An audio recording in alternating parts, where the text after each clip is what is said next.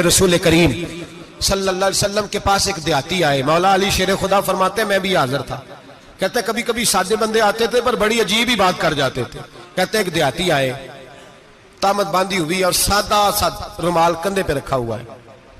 नबी पाक के पास आए और हुजूर से दिल लगी करने लगे, हुजूर से दिल लगी करने लगे, मीठी बातें कहने लगे। यार रसूलल्लाह एक मसला पूछने आया हूं। फिर मैं पूछो। अर्ज करते हैं हुजूर क़यामत में हिसाब कौन लेगा? क़यामत में अब किसको नहीं पता कौन हिसाब लेगा, दिल लगी की बात है ना, कौन लेगा? नबी पाक ने फरमाया अल्लाह हिसाब लेगा। तो कहते उसने ना और जुमला कहा तो हम उसकी बात पे हैरान हो गए। कहने लगे यार रसूलल्लाह वाकई अल्लाह हिसाब लेगा? तो कहते नबी पाक मुस्कुराए, फरमाने लगे तुझे तेरी मार होए, मैं सच्ची तो कह रहा हूं, तो किस तरह की बात कर रहा है, अल्लाह हिसाब लेगा। हजरत अली फरमाते उसने रुमाल उठाया कंधे पे रखा, कहने लगे या रसूल अल्लाह अगर रब हिसाब लेगा तो फिर उसने माफ ही कर देना है। ये कह के वो चला गया, ये लफ्ज कह के वो चला गया। तो हजरत मौला अली कहते मैंने हुजूर का चेहरा देखा तो गुलाब से भी ज्यादा खिला हुआ था, मैंने नबी पाक का चेहरा देखा तो चांद से भी ज्यादा रोशन था।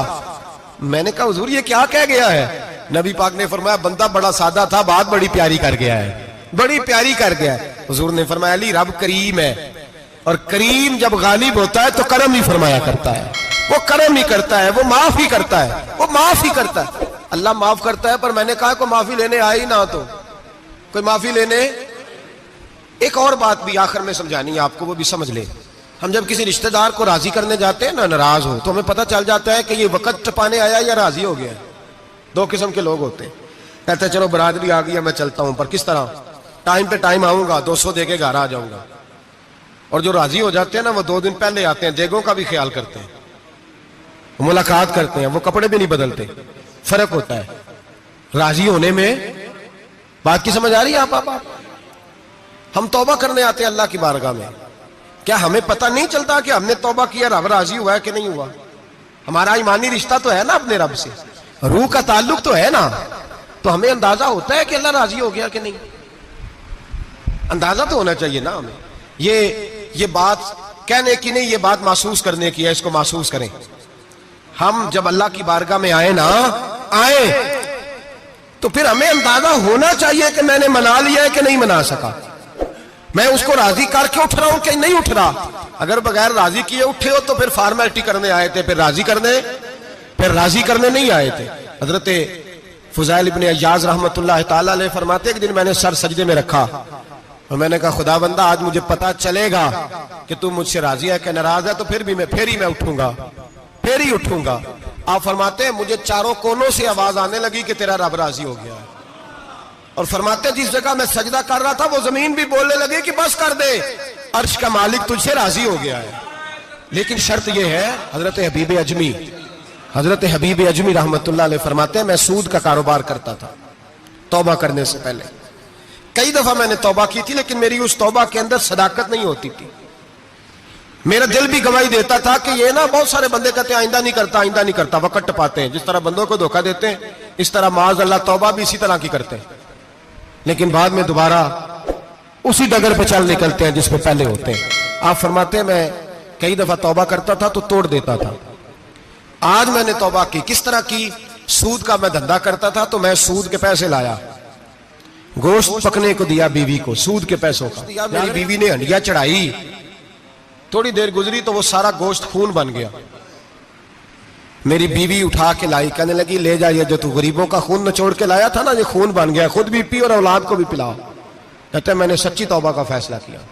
आज पहले मैं सच्ची तौबा का इरादा नहीं कर, आज सच्ची तौबा का फैसला किया और मैं निकला हजरत हसन बसरी के पास गया, उनकी बैत हुआ, तौबा की, उन्होंने मुझे अमाल बताए, खरी तौबा की। कहते जब तौबा के लिए घर से निकला तो छोटे छोटे बच्चे खेल रहे थे।